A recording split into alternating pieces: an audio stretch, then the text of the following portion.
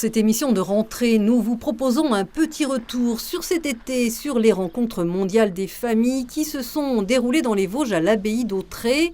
Des journées désormais proposées par de nombreux diocèses en France, dont celui de Saint-Dié. Les rencontres mondiales des familles, c'est la 10e. La première a eu lieu initiée par Jean-Paul II. Et tous les 3 ans, il y a une rencontre pour réduire quelque chose de la beauté du mariage et de la famille. Et parmi les ateliers lors de ces journées des familles, il y avait une conférence sur un sujet sensible, voire encore tabou, comment parler de la sexualité aux enfants.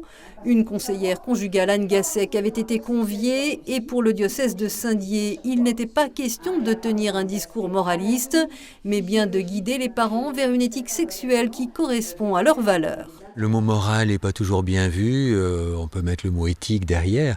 La question, c'est de se rappeler la beauté, la grandeur du corps, l'unité de ce que nous sommes comme personnes. Le corps, c'est pas seulement un objet pour jouer. Et quand on découvre, quand on joue trop avec son corps, finalement on joue avec soi-même et on se retrouve dans une profonde détresse, une profonde tristesse. Et donc de se rappeler l'unité de la personne, ça c'est de fait, c'est profondément chrétien, mais c'est pas seulement estampillé catholique. Beaucoup d'autres personnes le vivent et le pensent et y croient. Alors moi je suis sexologue, donc je pense être ouverte au niveau de la sexualité humaine. Par contre, je pense que le christianisme nous a offert quelque chose de magnifique en nous parlant de dignité humaine. C'est-à-dire que c'est une religion qui nous a ouvert au respect de l'homme. C'est-à-dire qui a dit tout homme a le droit d'être respecté parce qu'il possède une dignité intrinsèque. Et je crois qu'il faut arrêter d'attaquer l'Église. Elle a fait ce qu'elle a pu au niveau de la sexualité humaine. Alors c'est vrai que parfois elle est allée du côté de la démonisation, parfois du côté de la sacralisation. Elle a essayé de faire ce qu'elle pouvait. Je crois qu'avec Jean-Paul II et la théologie du corps, l'Église a fait un pas en avant qui était extraordinaire. Parce que Jean-Paul II a dit des choses fabuleuses que tout le monde devrait reprendre. Donc oui, je pense être ouverte sur le thème de la sexualité, tout en conservant en tête que une belle sexualité ne peut se vivre que dans le respect de l'autre. Diplômée en psychologie et certifiée en sexologie clinique de l'Université de Genève, Marie-Jo Gassec rappelait aux parents que parler de sexualité aux jeunes est important dans une société de plus en plus érotisée. Effectivement, nous sommes dans une société totalement érotisée, où le sexe se vit et se voit de partout, avec les médias, avec Internet, voilà. Et si l'enfant ne sait rien, ça va fonctionner comme un stimulus. Et il va envie d'aller voir et il va trouver des choses qui peuvent abîmer sa sexualité future. Dans un échange de questions-réponses, nous avons alors évoqué des thématiques, des mots-clés et sollicité l'expertise de Marie-Jo Gassec et ses conseils aux parents. Quand j'entends le mot désir, j'entends le mot manque déjà. C'est-à-dire que pour avoir du désir, il faut avoir vécu le manque. Donc ça me fait penser, pour les parents, à leur dire n'hésitez pas déjà à frustrer votre enfant tout petit, à lui apprendre à ne pas avoir et à avoir des temps où rien ne se passe. C'est comme ça, petit à petit, qu'il va apprendre à désirer. Et après, le désir au niveau de la sexualité, ça demande du temps. Et je crois qu'aujourd'hui, le mot désir vient me faire dire il faut qu'on apprenne à nos jeunes filles à justement savoir ce qu'elles désirent en matière de sexualité et non pas à être la cible de nouvelles normes en matière sexuelle où il faut qu'elles fassent ce qu'on leur dit de faire. La pornographie, c'est aujourd'hui quelque chose qui est envahissant. On a aujourd'hui 420 millions de pages web pornographiques et puis on a 29 000 connexions secondes à des sites porno.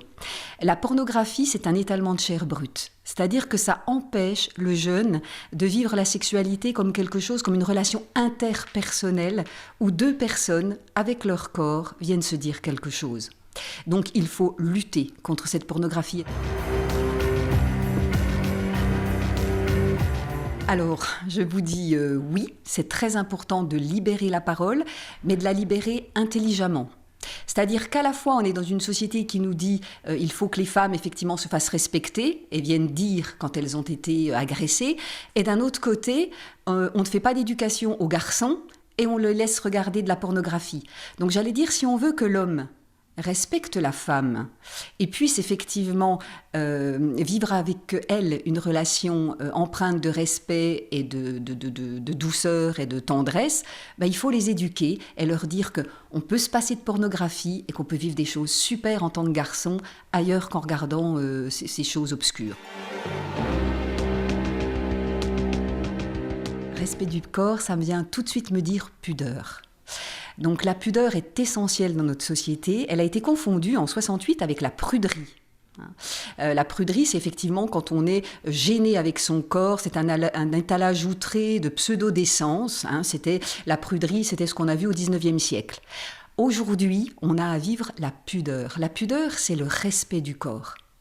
C'est-à-dire, c'est apprendre à aimer son corps, à le respecter et à savoir qu'il fait un tout avec sa personne. Moi, je suis très branchée écologie humaine et ce dont je m'aperçois, c'est que les jeunes filles, alors les garçons un peu moins, mais ils ne doivent pas connaître non plus bien leur corps, les jeunes filles ne connaissent absolument pas le fonctionnement de leur sexe génital. Et donc, en fait, comme contraception, elles connaissent la pilule, le stérilet, voilà, elles connaissent beaucoup de contraception chimique. Et alors moi, je suis beaucoup dans la contraception écologique, c'est-à-dire permettre aux jeunes filles de retrouver la capacité de connaître parfaitement leur corps et aussi de découvrir ce qu'est une contraception qui est plus naturelle et, voilà, et qui va dans le sens, je crois, d'un respect du corps et du fait qu'on n'a peut-être pas besoin de donner des cochonneries, enfin d'avaler des cochonneries en permanence pour avoir une bonne contraception. Ça me fait penser effectivement à une orientation sexuelle particulière. Je crois qu'aujourd'hui, il est très important effectivement de respecter les homosexuels. Moi, j'en ai qui viennent en cabinet. Après, ce qui est très important, c'est qu'il ne faut pas confondre le respect qu'on doit à toute personne, quelle que soit son orientation sexuelle, et peut-être aujourd'hui une idéologie qui voudrait qu'on modifie, j'allais dire, les normes en matière de sexualité. C'est-à-dire que je suis pour le respect de l'homosexualité et des homosexuels. Par contre, je suis contre les faits qu'on ait envie d'en fabriquer.